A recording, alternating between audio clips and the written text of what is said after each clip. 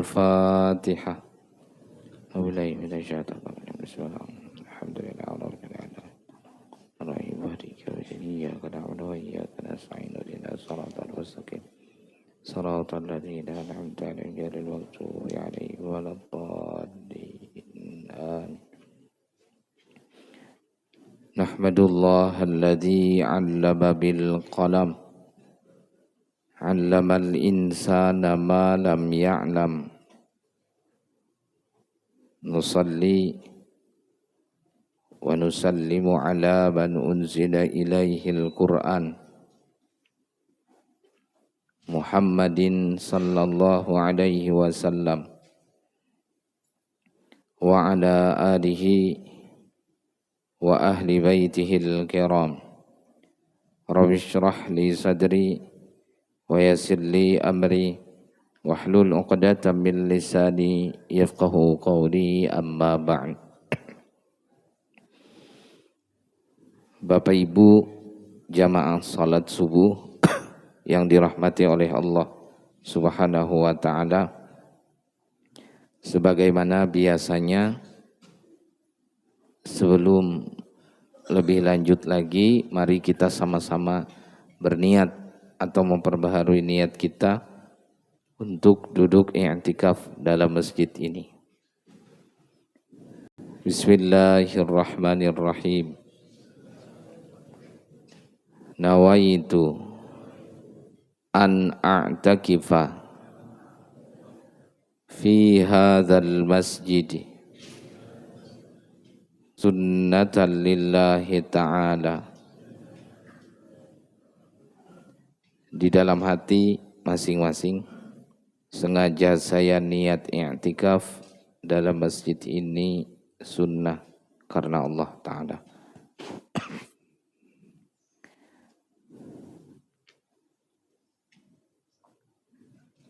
Bapak Ibu jamaah salat subuh yang dirahmati oleh Allah Subhanahu wa taala.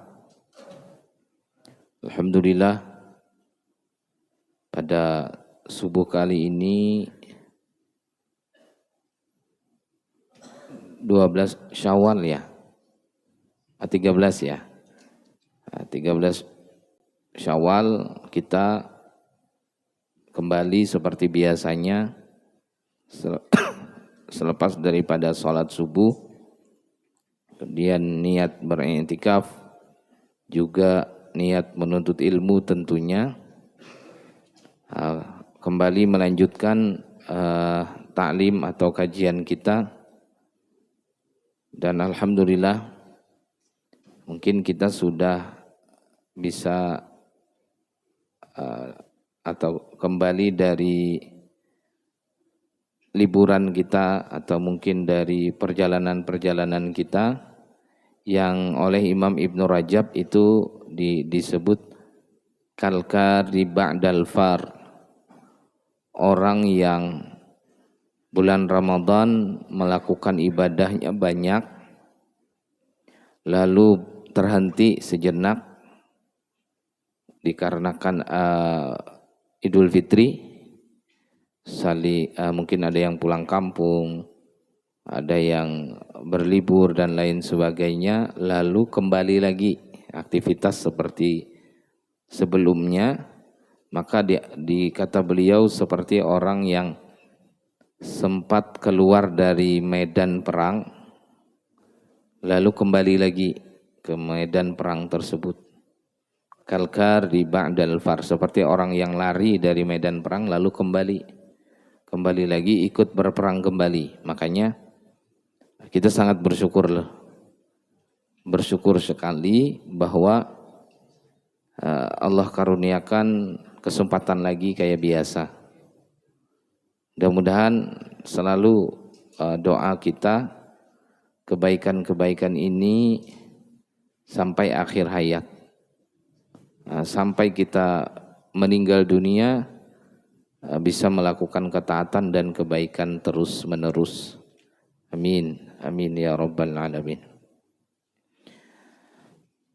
Bapak Ibu jamaah salat subuh yang dirahmati oleh Allah Subhanahu wa taala,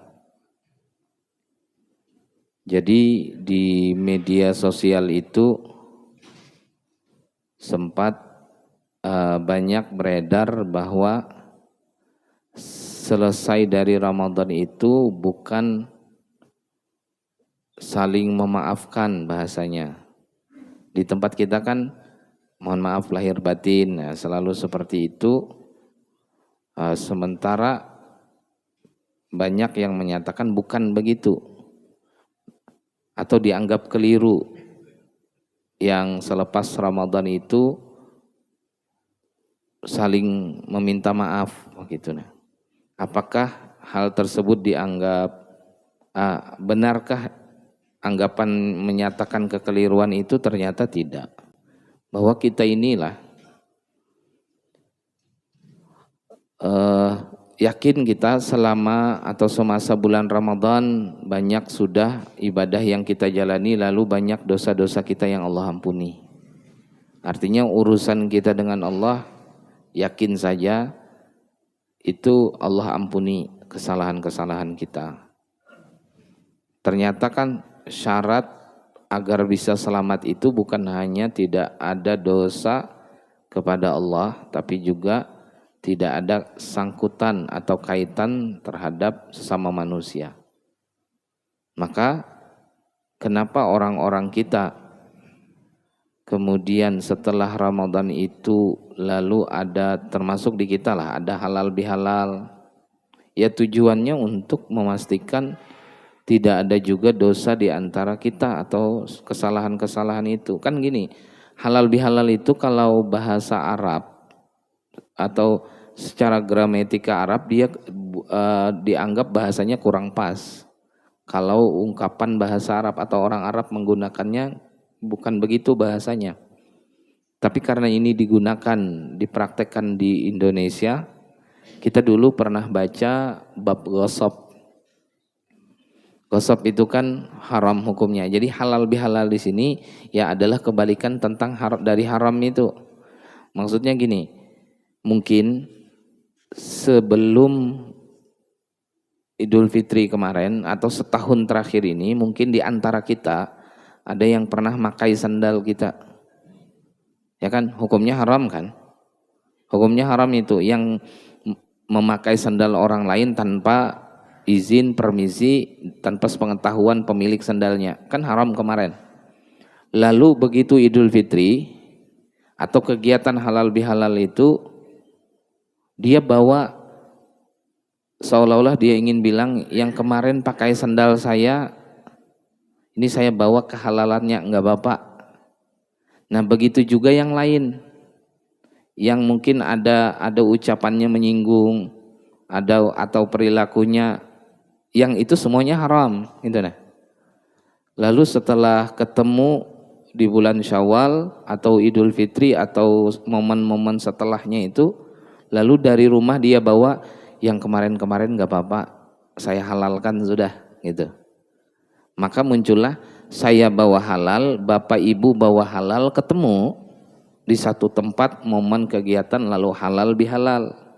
Itu makanya ada istilah halal bihalal itu. Pada intinya kita ingin bahwa selain dosa-dosa kita diampuni yang terhadap Allah, sesama kita juga tidak ada kaitan, tidak ada sangkutan. Ya harapannya mudah-mudahan mengantarkan kita jadi orang-orang yang selamat gitu.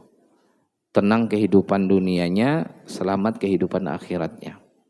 Amin. Amin ya rabbal alamin. Jadi ya mudah-mudahan lah termasuk nanti ada kegiatan halal bihalal itu, bukan hanya itu, sebelumnya kan kita mungkin ada yang sering berkunjung ke rumah-rumah gitu. Tapi halal bihalal itu ginilah, tidak bisa menghalalkan sesuatu yang memang sudah dibuat perjanjian. Salah satunya apa? Hutang. Nah, jangan pernah beranggapan setelah halal bihalal hutang lunas semua. Salah paham kalau beranggapan lunas semua hutang-hutang di antara kita, enggak. Karena kan ada perjanjiannya kalau itu sudah dari awal. Tidak lunas begitu saja ketika acara halal bihalal. Kalau bisa lunas begitu, saya yakin semuanya hadir acara halal bihalal. Nah, apalagi yang punya hutang banyak, paling depan tuh hadir. Baik, itu yang pertama. Lalu yang kedua, ini dulu pernah tersampaikan, tapi kita ingin lihat kembali karena masih kami bertemu masih beberapa yang kurang memahami konsepnya di hadis lah. Hadis riwayat Imam Bukhari juga diriwayatkan Imam Muslim, dan memang hal ini mungkin sekali terjadi begitu. Nah, ini terkait ibadah sholat, bahwa hadisnya rawa Abdullah bin Buhainah radhiyallahu anhu, dari Abdullah bin Buhainah radhiyallahu an, beliau mengatakan shalla bina Rasulullah sallallahu alaihi wasallam az-zuhra. Rasulullah pernah memimpin sholat kami atau mengimami kami sholat zuhur. Faqama minasnataini. Lalu Rasulullah biasanya rakaat kedua itu duduk tahiyat atau tasyahud awal. Hari itu beliau tidak duduk. Faqama, beliau langsung berdiri. Ya, ulama mengatakan ini beliau memang sengaja Allah buat lupa. Artinya kejadian begitu nah. Walam yajlis, beliau tidak duduk. Jadi biasanya kita kan ngerti sholat zuhur, sholat asar, sholat maghrib, sholat isya, itu kalau rakaat kedua itu kan duduk tahiyat atau tasyahud awal. Nah, hari itu Nabi Allah berdiri langsung. Dan hebatnya lagi walam yajlis. Setelah beliau berdiri itu, beliau tidak kembali duduk, tapi tetap lanjut saja salat beliau. Falamma qada salatuhu sajada sajadataini ba'da dzalika tsumma sallama. Diteruskan salatnya sampai akhir. Di bagian akhir beliau melakukan sujud tambahan 2 kali sujud, ya kita nyebutnya atau mengetahuinya ini sujud sahwi. Tsumma sallama.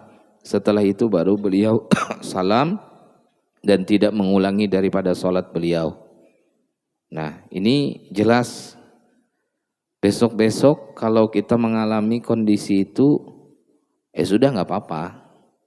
Misalnya lah sholat sendirian di rumah, terlanjur berdiri rakaat kedua tuh, lanjut aja sudah sholatnya.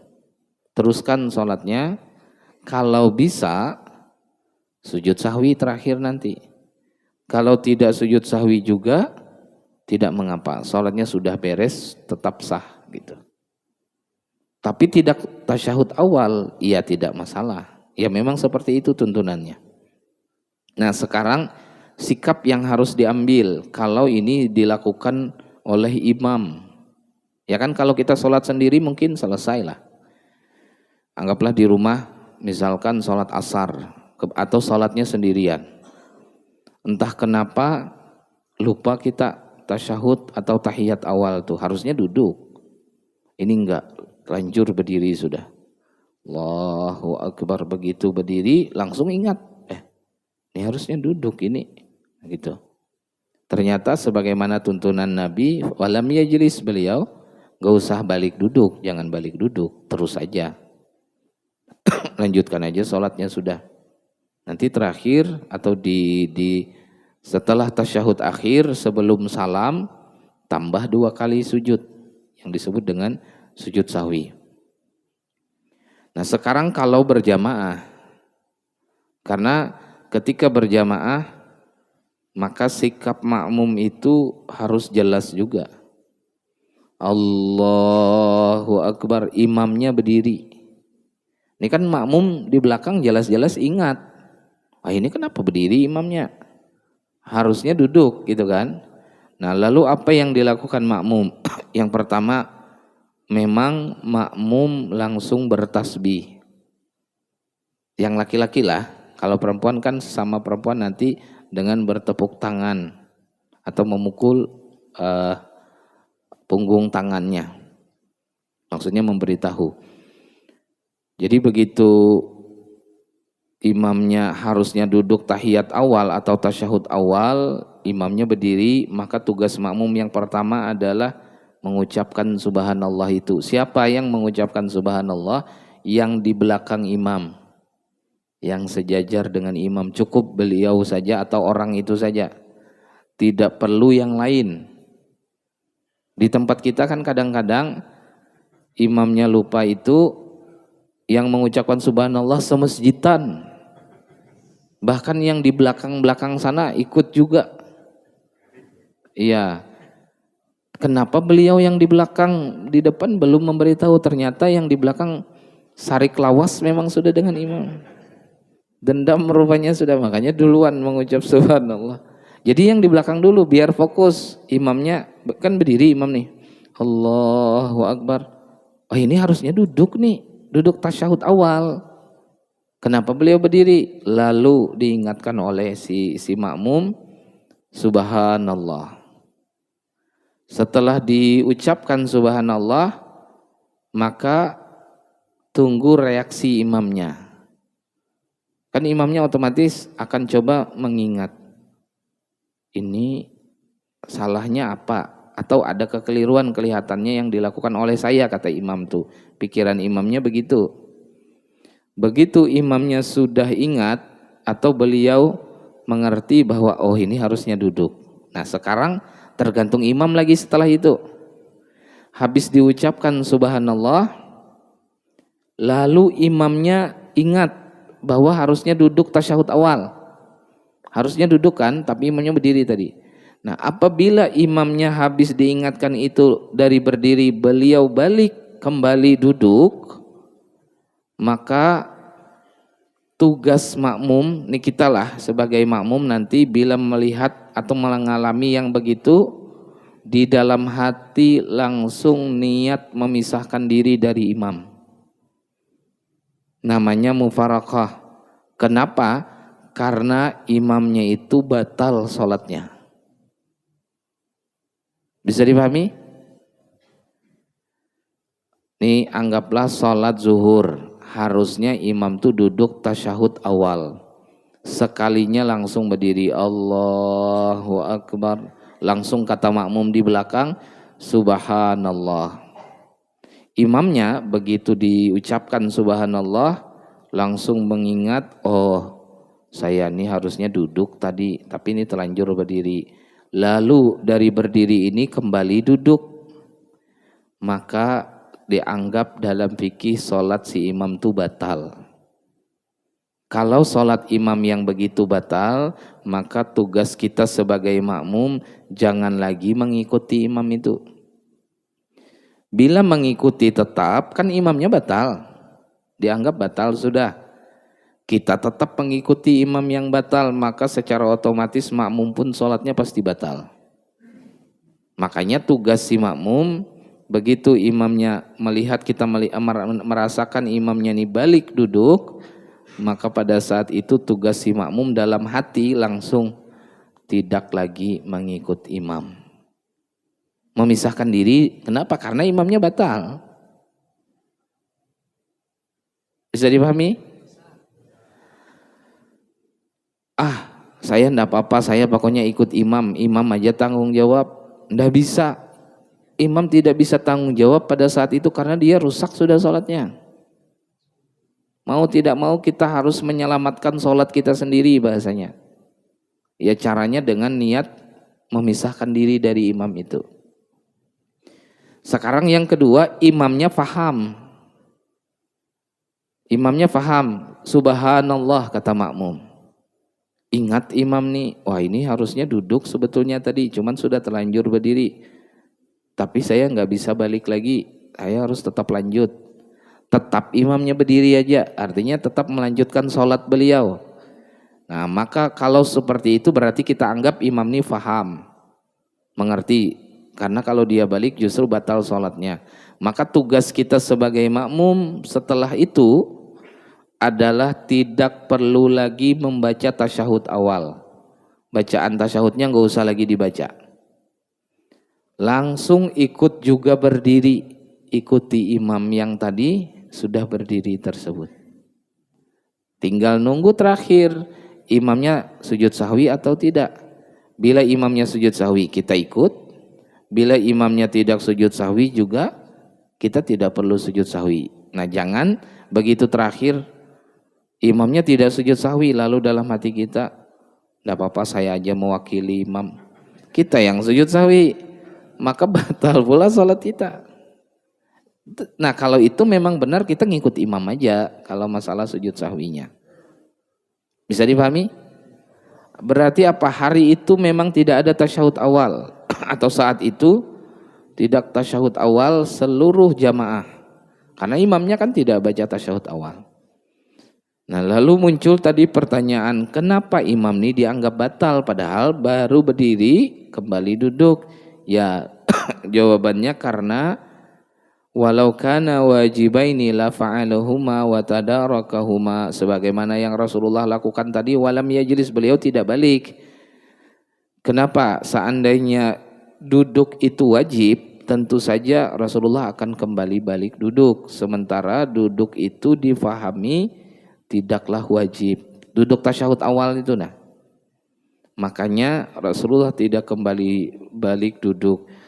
Sisi batalnya dari sisi yang mana? Sisi batalnya bahwa dia telah sempurna melakukan rukun yang namanya berdiri. Kan sudah berdiri. Berdiri itu hukumnya kan wajib, rukun dalam sholat. Lalu ingat belum duduk, kembali duduk sementara sudah berdiri gitu nah. Disitulah letak batalnya sholat orang tersebut. Yang mana sudah melakukan yang namanya rukun berdiri, digagalkan rukun berdiri ini, ditunda untuk mendatangi, mengejar yang bukan wajib tadi. Disitulah akan membuat sholatnya dianggap rusak atau batal. Jadi sekali lagi, kalau kebetulan kita sholat sendiri, sudah telanjur berdiri, lanjut aja sudah, jangan balik duduk. Kalau berjamaah, begitu diingatkan imamnya, bila imamnya balik duduk berarti kita tidak lagi ikut imamnya. Tapi bila imamnya tetap lanjut berdiri saja beliau, tugas kita berikutnya adalah tidak lagi membaca tasyahud awal, langsung ikuti imamnya sudah. Dan sholat kita sah, tergantung tambahan pahalanya dapat atau tidak, atau ada nilai yang kurang atau tidak, tergantung imamnya. Jika imamnya sujud sahwi, maka sempurna sholat kita. Dalam arti secara pahala tidak ada sedikit pun yang kurang, meskipun sempat lupa itu. Tapi kalau imamnya tidak sujud sahwi, sholat kita tetap sah. Tapi secara hitungan pahala memang ada yang kurang saat itu. Namun kita tidak bisa sebagai makmum, tiba-tiba kita yang bersujud sementara imamnya tidak melakukan sujud. Nah, jadi kelihatan ini sederhana dan inilah dia harus mengambil keputusan yang cepat saat itu. Kan sebentar aja prosesnya itu. Mungkin yang sering terjadi di sholat zuhur sama sholat asar. Kejadian-kejadian seperti itu. Karena kami pun beberapa kali pernah bertemu atau mengalami langsung berjumpa dengan imam di kondisi seperti itu. Jadi kami itu sholatnya pada saat itu sholat asar. Imamnya lupa duduk tahiyat atau tasyahud awal. Mungkin itu sebagai pengantarnya. Seperti biasa silahkan kepada jamaah, bapak atau ibu ada yang ingin ditanyakan terkait tadi atau mungkin beberapa hal lainnya. Silahkan. Assalamualaikum warahmatullahi wabarakatuh. Waalaikumsalam. Ustaz, mohon maaf ini jadi intinya itu makmum apabila tadi lupa ya, si imam lupa untuk duduk tasyahud awal, intinya makmum itu menunggu sejenak setelah mengucapkan subhanallah. Kalau imam tetap berdiri, kita langsung ikut berdiri. Tetapi kalau imam justru kembali duduk, kita mufarokoh ya. Iya. Artinya gitu lepas dari imam kemudian sholat sendiri-sendiri. Nah, kemudian umpamanya ini si makmum justru paham karena si imam ini terlanjur berdiri, maka si makmum tidak mengucapkan subhanallah, kira-kira seperti apa Ustaz? Oh iya, ya, betul. Gitu. Artinya biar sholat itu tidak batal gitu. Ya, khawatir imamnya tidak paham ya. Iya, gitu loh. Nah, jadi harusnya nih rakaat 2 nih imamnya duduk. Allahu Akbar berdiri, imam ini dalam hati makmum Nggak yakin imam di depan nih. Ini kalau diucapkan subhanallah beliau ingat bisa balik duduk beliau. Sudah nggak usah aja. Langsung saja diikuti dalam arti langsung ikut berdiri juga. Boleh nggak? Apakah boleh seperti itu? Jawabannya boleh. Boleh seperti itu, tapi statusnya makruh. Ya, kenapa? Nah, tujuan subhanallah tadi untuk apa? Untuk meminta imam kembali duduk bukan. Untuk mengingatkan bahwa dia ketinggalan sesuatu yang pahalanya besar. Ya duduk tadi. Maksudnya itu seolah-olah makmum ingin bilang, nih kalau dibahasakan lah dengan subahkan, tapi tidak boleh diomongkan dia, tidak boleh dibicarakan, hanya diwakili dengan tasbih saja. Seolah-olah makmum ingin bilang, imam tasyahud awalnya lupa, tapi tidak apa-apa aja sudah, nanti tolong sujud sahwi ya. Seolah-olah ingin bilang begitu. Kalau dibilang seperti itu justru batal malahan kan. Nah, makanya dianjurkannya untuk ucapan subhanallah, tapi seandainya tidak dibilangi seperti itu karena khawatir imamnya bakalan duduk selama yang lainnya terpenuhi atau syarat rukun sholatnya itu, ya sholatnya tetap sah. Ya tadi statusnya makruh karena si makmum tahu atau sengaja meninggalkan tasyahud awal akhirnya gitu, nah tanpa dia menggantinya dengan sujud sahwi. Jadi ya tetap sah. Sholatnya tidak mengapa seandainya dengan sikap seperti itu. Jadi tetap diucapkan subhanallah. Memang pertaruhannya ini pengetahuan imam gitu. Begitu berucap subhanallah, pas imamnya tidak paham, balik beliau duduk, justru batal sholat si imam kan. Tapi bagi kita yang makmum yang mengerti, nggak apa-apa imamnya batal. Tinggal kita saja tidak lagi mengikuti beliau. Salat kita tetap sah.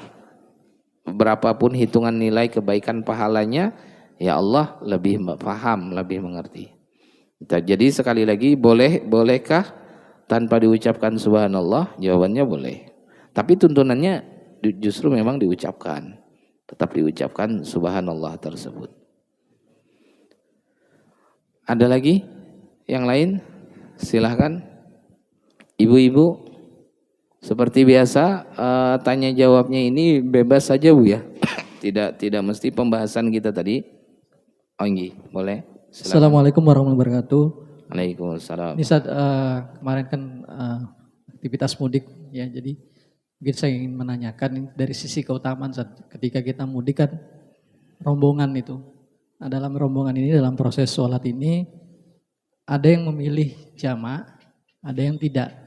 Dalam artian dia ketika zuhur dia sholat zuhur saja dan asar sholat asar saja. Nah, saya ingin menanyakan ini dari sisi keutamaannya saat ketika kita dalam perjalanan karena memang itu cukup banyak masyarakat ini lebih memilih yang ketika waktu situ aja sholat dia zuhur saja sholat, kemudian ketika asar tiba dia sholat asar. Begitu aja saat dari sisi keutamaannya. Baik.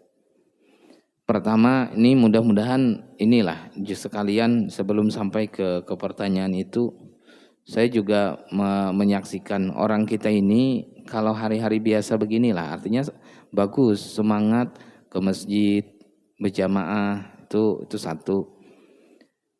Namun yang karena ini pengalaman baru juga memperhatikan kondisi pas di perjalanan atau termasuk kayak di mall begitu, banyak orang-orang kita itu semangat sholatnya masih ada, tapi semangat berjamaahnya yang hilang.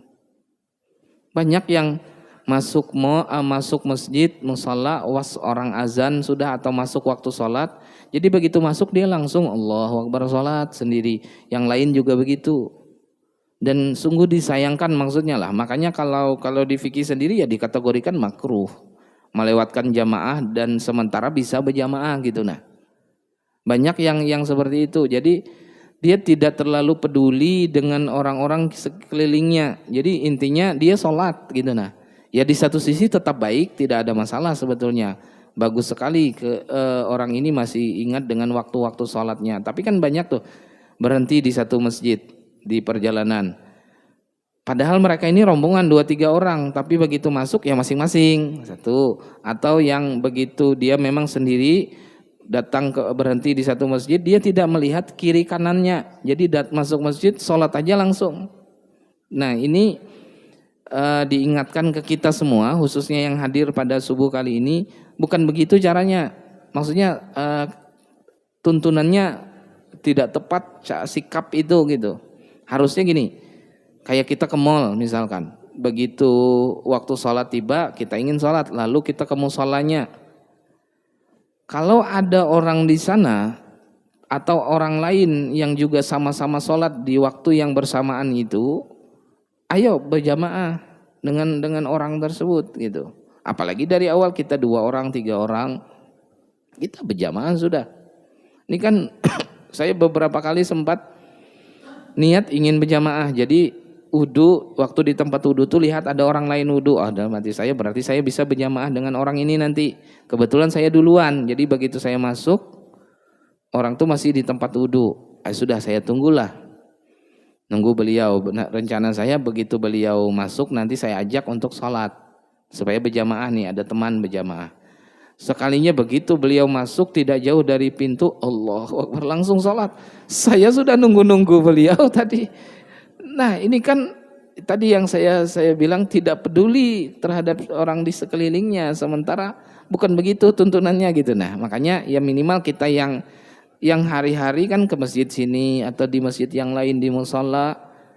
Nah pada saat momen-momen seperti itu atau lagi di perjalanan, niat kita untuk berjamaah seperti hari-hari biasa ini tetap berlaku gitu di waktu sana. Nah lalu tadi muncul pertanyaan, waktu kita berjalan di misalkan pulang kampung atau melakukan perjalanan keluar daerah, keluar kota, kita rombongan misalkan, yang kejadian tadi ada yang ikut jamaah setempat, maksudnya zuhur, salatlah zuhur.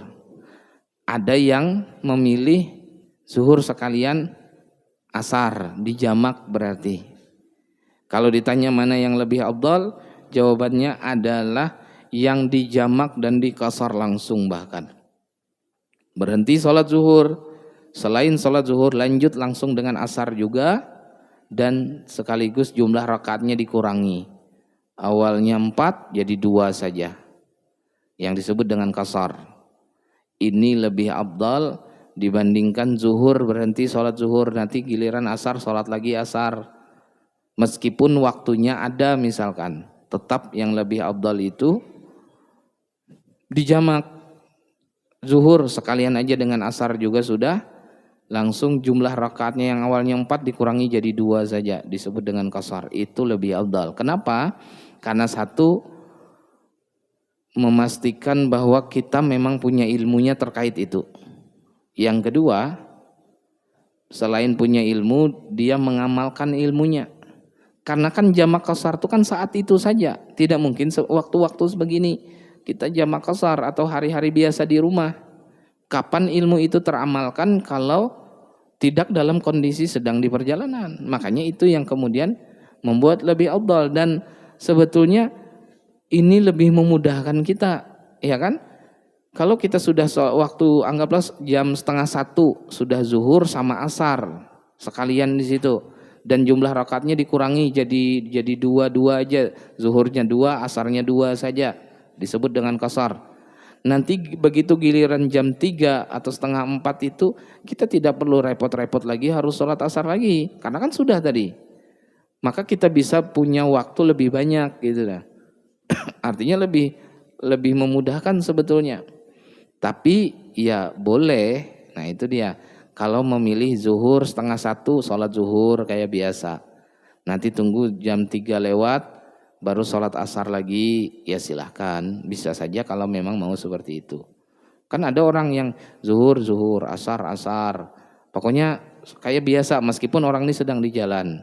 Begitu ditanya, kenapa cara itu? Kata beliau, mau aja pang menjamak, cuman tidak mengerti. Cuma tidak bisa jadinya normal kayak biasa. Ini kan masalah pengetahuan berarti sebetulnya. Mungkin itu. Ada lagi yang lain? Ustaz, diperjelas lagi ya. Untuk yang sholat dalam perjalanan tadi. Umpamanya gini, kita dalam jamak qashar itu sebaiknya jamak takdim apa jamak takhir? Oh ya. Yang pertama. Kemudian yang kedua, umpamanya kita berhenti di suatu jalan, kemudian pas sholat zuhur, kita kan dapat kebagian jamaah sholat zuhur itu, seandainya kita Iya. ikuti. Nggih. Apakah kemudian kita jadinya jamaah saja, apa bisa jamaah qashar asarnya? Oh iya. Gitu. Nah nggih. itu kita memilih yang mana Ustaz? Apakah kita ikut jamaah sholat Yang zuhur, ada di situ. kemudian apakah kita menunggu, kemudian kita jamaah qashar sendiri atau bagaimana? Mungkin biar diperjelas Ustaz. Terima kasih. Iya. Baik. Kan jamak tuh ada dua lah, ada jamak takdim, ada jamak takhir. Maksudnya jamak takdim tuh gini, jam 12:30 langsung sholat zuhur sama sholat asar. Kita lagi di jalan tuh, tapi juga boleh nanti sholat zuhurnya nggak usah dikerjakan dulu saat itu. Anggaplah 12:30, jam 12 lewat sekian itu masuk zuhur, kita bilang nanti aja zuhurnya tunggu 3:30 di waktu asar. Nah berarti memilih namanya jamak takhir. Itu kan dua-duanya boleh, terserah aja. Mau yang sholatnya di 12:30, sholat asarnya dimajukan, atau 3:30, sholat zuhurnya yang dimundurkan. Dua-duanya boleh, sekali lagi boleh kalau mau memilih antara dua itu. Lalu tadi ditanyakan mana yang lebih afdal? Yang lebih afdal adalah yang jamak takdim. Berarti asar yang dimajukan itu lebih afdal dibandingkan zuhur yang dimundur. Ngerti lah? Nah, artinya sholatnya di awal-awal itu lebih afdal. Kecuali nanti kondisi kita belum bisa nih sholat zuhurnya dengan asar karena masih urusannya masih banyak atau jalannya terlalu menanggung untuk berhenti, nggak apa-apa, boleh aja diundur. Tapi kalau pilihan afdal, dia lebih afdal di waktu awal itu. Asarnya yang dimajukan. Maghrib dengan isya sama. Maghrib dengan isya boleh maghribnya diundur di waktu isya, atau isyanya yang dimajukan ke waktu maghrib, boleh. Jamak takdim dengan jamak takhir namanya. Tapi yang lebih afdal isyanya yang dimajukan, itu lebih afdal. Lalu tadi lebih afdal lagi Bapak Ibu di perjalanan melihat jam 12:30 sudah nih, atau mendengar orang azan sudah, lalu berhenti di satu masjid misalkan. Begitu masuk masjid, lalu orang sholat zuhur di sana, imamnya, maksudnya orang setempat lah, orang-orang di sana mereka sholat zuhur kayak biasa. Yang paling afdal kita ikut jamaah itu, ikut jamaah yang ada di sana, seperti orang lain juga ikut, cuma niat kita sholat zuhur jamak dengan asar, tapi tidak kasar, tidak, jamak saja niatnya. Jadi tetap di belakang kayak orang biasa, tapi niatnya kita tambah. Begitu bertakbir, Allah, sengaja saya sholat zuhur jamak dengan asar 4 rakaat, jadi makmum karena Allah Ta'ala. Ikutilah sholat di situ. Begitu kata imamnya, Assalamualaikum warahmatullahi wabarakatuh, Assalamualaikum warahmatullahi wabarakatuh. Habis itu mungkin biasanya imamnya baca zikir, baca wirid. Nah kita yang sudah niat jamak tadi tidak ikut berzikir, tidak ikut berwirid, langsung berdiri. Boleh di tempat kita sholat saat itu, atau mungkin agak sungkan lalu mundur dulu kita di belakang, langsung kita lanjut untuk sholat asarnya. Nah sholat asarnya ini kalau kita 2-3 orang, kita berdua 2 orang atau 3 orang rombongan tadi, maka kita bertiga ini mundur ke belakang, berjamaah kita bertiga tadi di belakang lagi. Di antara kita 1 jadi imam, 2-nya jadi makmum. Sunnah pakai iqomah. Kalau sendirian pun misalkan nih, kita sendiri habis sholat zuhur berjamaah dengan orang tadi, mundur kita ke belakang, tetap sunnah iqomah tetap. Iqomah dulu kita, Allahu Akbar, Allahu Akbar, asyhadu an la ilaha illallah, asyhadu anna Muhammadar. Pelan-pelan aja, jangan nyaring. Iya, bingung orang yang berwirid di situ mendengar kita iqomah. Qomat kita, habis itu baru sholat. Nah tadi yang ditanyakan, begitu sholat niatnya apa? Niatnya begini, Allah, sengaja saya sholat asar. Kan tadi zuhur sudah. Sengaja saya sholat asar, jamak kasar. Pakai kasar berarti. Jamak kasar ke zuhur 2 rakaat karena Allah Ta'ala. Akhirnya kita sholat asarnya 2 saja. Karena kan kita sudah sendirian atau kelompok kita aja lagi. Bisa dipahami? Nah, Jadi jawabannya berarti apa? Boleh, boleh. Bahkan ini yang lebih afdal. Lebih afdal ikut dulu, baru lanjutannya sendiri punya kita yang belum, yang tambahannya yaitu jamaknya itu tadi. Dan seandainya lupa, selama sholatnya belum selesai masih punya kesempatan. Maksudnya gini, tidak sadar kita orang-orang berdiri Allahu Akbar sholat juga kita kayak biasa. Padahal kita nih harusnya jamak. Cuman lupa. Jadi Allah sengaja saya sholat zuhur 4 rakaat jadi makmum karena Allah Ta'ala. Kayak biasa. 1 rakaat, 2 rakaat, 3 rakaat, 4 rakaat. Rakaat keempat tasyahud akhir baru kita sadar. Saya ini lagi di jalan harusnya dijamak. Gitu. Pada saat itu niatnya boleh ditambah dalam hati. Ini sholat yang sedang kita lakukan ini langsung dalam hati kita jamak dengan asar. Dalam hati ini tambahkan niatnya. Begitu imamnya salam kita, maka kita boleh langsung lanjut setelah itu untuk asarnya langsung sudah. Selama sholat ini belum berakhir, yang paling afdal waktu bertakbir. Allah niatnya di situ. Saya sholat zuhur jamak dengan asar harusnya begitu, cuman lupa tadi. Tapi kalau sudah selesai sholatnya, Assalamualaikum warahmatullahi wabarakatuh. Assalamualaikum warahmatullahi. Saya mau jamak ini tadi. Tapi kan tidak berniat tadi itu. Maksudnya niat sholat zuhur kayak biasa saja. Maka sudah tidak ada kesempatan untuk menjamak. Mau tidak mau asarnya harus tunggu di waktunya nanti. Kalau waktu sholat zuhurnya tidak ada niat jamaknya. Tapi kalau lupa di awal, di tengah-tengah sholat atau di akhir-akhir sholat baru ingat dan menambah niat di situ maka masih berlaku, masih boleh. Bagaimana kalau kita ulangi sholat zuhur bahasa lagi, sholat zuhur diulang lagi sholat zuhurnya supaya berniat tidak berlaku lagi. Tetap hitungannya yang pertama tadi sudah. Karena kan ulangannya itu tidak wajib lagi kan, statusnya sunnah saja sudah. Nah, jadi sekali lagi kalau di perjalanan dan berhenti sedang sholat berjamaah yang ada, ikuti yang ada dulu. Cuman niat kita bertambah dengan niat jamak, intinya itu aja. Bukan qasar, jamak aja. Nanti pas giliran kita sendiri baru kita jamak dan qasarnya. Mungkin itulah. Nah. Boleh? Silakan. Assalamualaikum warahmatullahi wabarakatuh. Waalaikumsalam. Pak Fuana ya saya. Untuk mengingatkan imam yang kebetulan kesalahan gitu kan, subhanallah yang di belakangnya.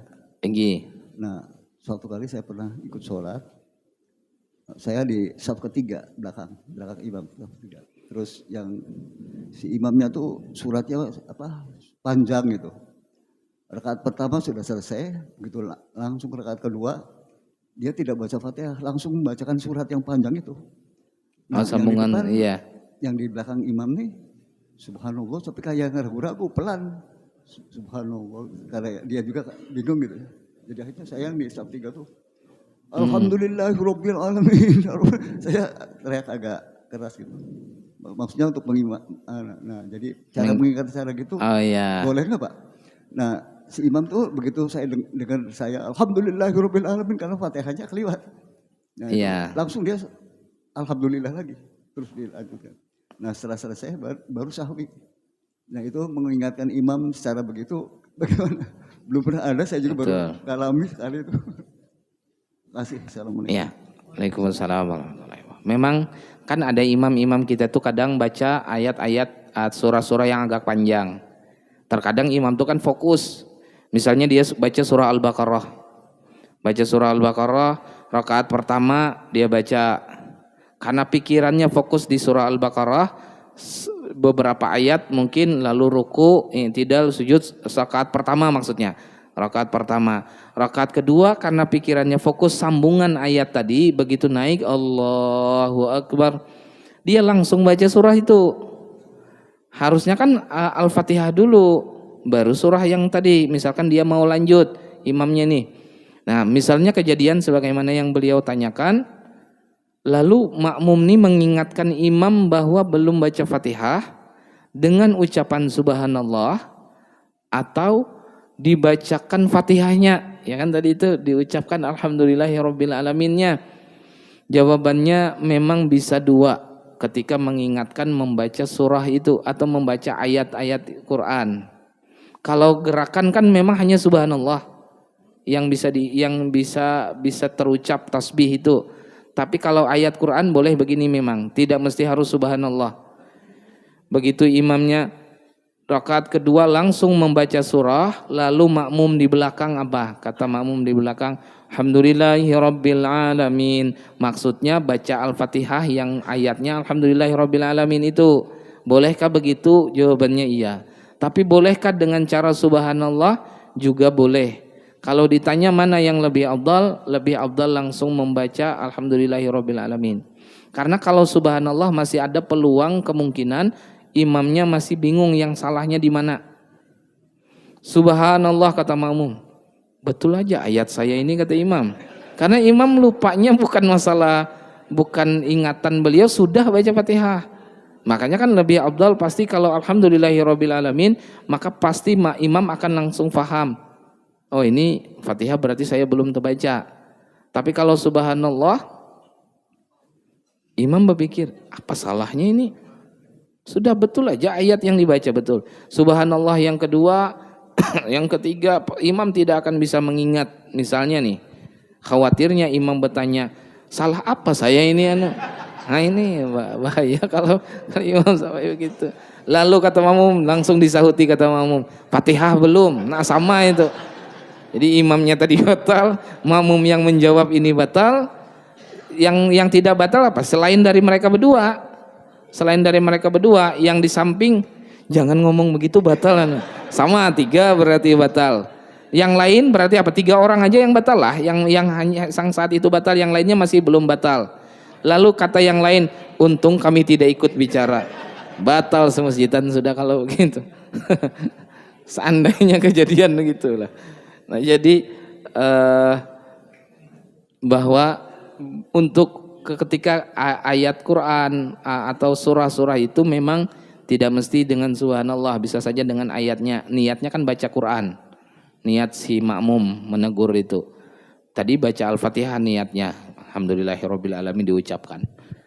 Jadi betul bisa diucapkan begitu. Mungkin itu masih ada. Nggih, insyaallah sempat. Jadi gini, sebelum bertanya, kan ke pengajian kita ada 2 ya, sepekan itu ada Sabtu dengan Ahad. Jadi mungkin kalau hari Ahad kayak biasa Bapak Ibu silahkan sholat Isyraq. Tapi saya pribadi sudah niat untuk hari Sabtu, khususnya jadwal saya itu kita niat sholatnya mengqadha.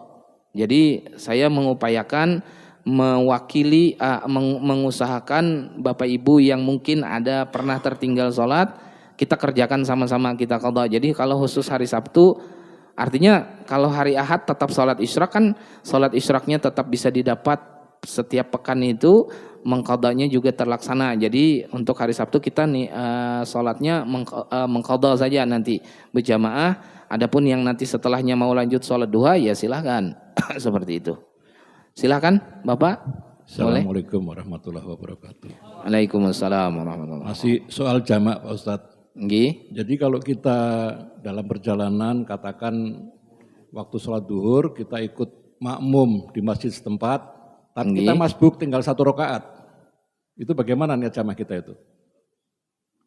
Nggih. Kita ikut jamaah setempat, cuman orang sudah 3 rakaat lah. Nggih. Kita ya 3 rakaat sudah, berarti kita sempat 1 aja ya. Atau sudah 1 rakaat orang, otomatis kan kita masbuk. Iya. Ya. Lalu kita bagaimana? Ya sholat zuhurnya kita itu sama kayak sholat zuhur biasa, hanya bedanya di niat jamaknya saja. Jadi bedanya itu niatnya. Kalau yang lain mungkin niatnya Allah, sengaja saya sholat zuhur 4 rakaat jadi makmum karena Allah Ta'ala. Itu yang lain, yang orang-orang setempat. Tapi kalau kita niatnya Allah, sengaja saya sholat zuhur jamak dengan asar. Urusan tadi terlambat, masbuk 1 rakaat, 2 rakaat, 3 rakaat, maka itu tidak jadi soal. Artinya tetap kayak biasa, kayak orang sholat biasa tuh. Masbuk berarti kalau dia misalkan masbuknya 2 rakaat, imamnya salam, ya tetap kita lanjut nambah 2 rakaat dulu. Hanya bedanya niat kita saat itu bertambah dengan niat jamak gitu. Nah, selesai sudah, begitu kita sudah salam, nah baru kita lanjut yang sholat kita sendiri tadi, sambungannya lagi ya asar berarti kan. Nah asarnya itu baru kita kasar, asarnya jadi 2 aja lagi untuk sholat asarnya, karena kita sudah tidak terikat dengan imam yang di depan. Nah, jadi kalau masbuk nggak apa-apa, bisa memang masbuk entah serakaat kah, 2 rakaat, 3 rakaat tidak jadi soal. Bahkan begini. Nih imamnya tasyahud akhir sudah duduk tasyahud akhir, kita baru masuk. Sudah nggak apa-apa kayak biasa aja, tetap niatnya Allah sengaja saya sholat zuhur jamak dengan asar. 4 rakaat jadi makmum karena Allah Ta'ala. Jadi imamnya langsung ikut duduk, imamnya salam, langsung kita berdiri 4 rakaat dulu, selesaikan zuhurnya. Gitu seperti itu. Iya.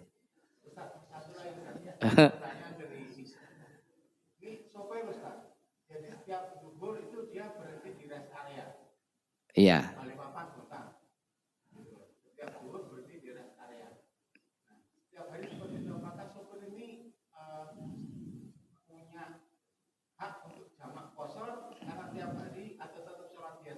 Iya, anggaplah sopir ini orang Samarinda aslinya. Rumahnya di M Said sini.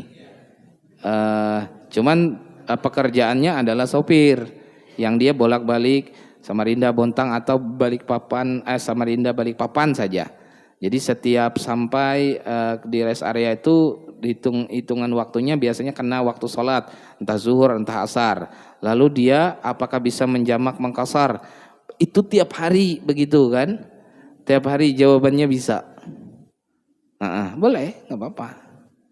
Jadi satu-satunya orang yang sholat zuhurnya 2 aja terus, ya si sopir itu. Tapi boleh, karena memang dia memenuhi syarat. Nanti kan ketika dia malam atau sudah waktunya dia istirahat kan dia pulang ke rumahnya. Tadi di Samarinda rumahnya. Ya nggak apa-apa, bisa. Dia selalu dapat fasilitas itu untuk orang-orang seperti itu. Kalau begitu supaya sholatnya zuhur tidak pernah 4, jadi sopir aja, ya silakan. Kalau mau jadi sopir, silakan aja kalau mau. Jadi sampai ke situ sholat 2 rakaat. Jadi boleh, silakan. Artinya berlaku tetap syariatnya untuk orang yang seperti itu. Meskipun tiap hari, tidak mengapa begitu. Allah Ta'ala a'lam wa a'lam bissawab. Mungkin itu, mudah-mudahan ada manfaatnya. Mohon maaf atas segala kekurangan. Teriring doa. Ramadan sudah kita jalani, kebaikan-kebaikan di Ramadan itu sebagaimana tuntunan para sahabat, berdoa saja. Mudah-mudahan Allah menerima kebaikan kita yang kita jalani di bulan Ramadan tersebut. Karena sia-sia rasanya kalau sudah kita puasa, salat malam, sedekah, tadarus Quran, zakat di akhir Ramadan itu, zakat fitrah itu, dan ibadah lainnya, kalau semua itu kemudian tidak Allah terima, naudzubillah. Makanya tugas kita berikutnya setelah ini memastikan Allah menerima ibadah tersebut dengan cara apa? Memohon kepada Allah. Sahabat itu mohon maaf tidak tanggung-tanggung, memohonnya berapa lama? Memohonnya selama 6 bulan ke depan. Jadi Ramadan berarti Syawal, Dzulqa'dah, Dzulhijjah, Muharram, Safar, Rabiul Awal. Sampai Rabiul Awal nanti minimal tiap hari ada doa, ya Allah tolong terima ibadah saya di Ramadan kemarin. Ya Allah terima ibadah saya Ramadan kemarin. 6 bulan begitu agar memastikan Allah benar-benar menerima ibadah kita waktu bulan Ramadan kemarin, dan itu yang dilakukan sahabat. Jadi setahun itu kan 12 bulan. Jadi dibagi oleh sahabat itu dibagi jadi 6 bulan. 6 bulan setelah Ramadan itu doanya adalah agar ibadah Ramadannya diterima. Kalau sudah 6 bulan berdoa, lalu 6 bulan berikutnya doa mereka apa? Ya Allah sampaikan umur kami ketemu Ramadan lagi. Itu 6 bulan berdoanya gitu. Dan itu yang sekali lagi dilakukan sahabat. Kita bisa saja karena tidak sulit. Setiap Bapak Ibu berdoa, pastikan diselipkan doanya, ya Allah semoga kau terima ibadah Ramadan kemarin, semoga kau terima zakat, semoga kau terima bacaan Quran kami tarawih kami, puasa kami, begitu. Berdoa saja seperti itu. Karena bisa jadi banyak salah ibadah yang kita lakukan kemarin, tapi permohonan kita memohon kepada Allah agar menerimanya, mungkin sekali bagi Allah akhirnya menerima. Mudah-mudahan kita tergolong orang-orang yang Allah terima ibadahnya. Amin. Amin ya rabbal alamin. Insyaallah kita kembali salat subuh, mengqadha salat subuh. Zuhur ya? Subuh sudah? Terakhir subuh. Oh berarti zuhur. Kita mengqadha salat zuhur. Niatnya kayak biasa ditambah qadaan saja. Sengaja saya salat zuhur 4 rakaat mengqadha jadi makmum karena Allah Ta'ala. Bacaannya kayak biasa, salat zuhur biasa. Jadi sama-sama kita mengqadha salat zuhur. Insyaallah Sabtu depan, Sabtu akan datang, kita akan mengqadha salat asar nanti. Jadi setiap hari Sabtu kita mengqadha salat. Nanti hari Ahadnya silahkan salat seperti biasa atau salat sunnah isyraq, atau yang mau mengqadha lagi silahkan saja juga. Kita tutup dulu dengan doa kafaratul majlis. Subhanakallahumma wa bihamdika asyhadu an la ilaha illa anta astaghfiruka wa atubu ilaik. Assalamualaikum warahmatullahi wabarakatuh.